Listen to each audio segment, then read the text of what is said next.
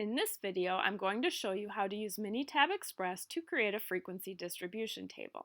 We're going to do this homework problem as an example. Now you could do this by hand and just count how many times each data value appears and put the frequency into the table. However, if we use Minitab, it goes a lot faster.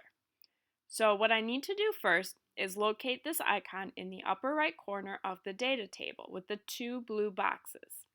When I click on that icon, I get the option to copy to clipboard. Click on that and this box pops up.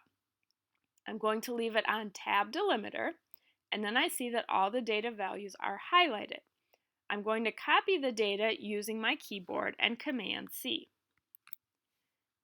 Now I go to Minitab and paste the data.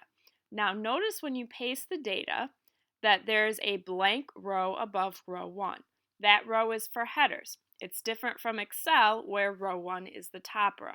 So if you don't have any headers to your data, which in this case we didn't, we're going to click on row 1 and hit Command V to paste, or Control V if you're using a Windows computer. So there's my data. Now to create the frequency distribution table, I'm going to go to Summary and click on Tally. Then this box pops up. I'm going to select the variable that I want to make my tally of. And in this case, the only variable or the only column where I have data is column 1. If I had data in more columns, then they would be filled in here. So I click on it and then I click on the arrow to put that into the variables box. Now I choose what I want to display: counts, percents, cumulative counts, or cumulative percents. In this case, I just want counts, so I leave that box checked and then click OK. And there's my table.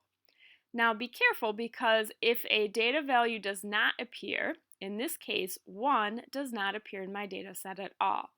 So the count for 1 would be 0. There is no row here for 1, but in my homework problem, there was a row for 1. So I just need to make sure when I'm entering these answers in, that in the data value 1, I type 0 for frequency. And that's how you make a frequency distribution table in Minitab Express.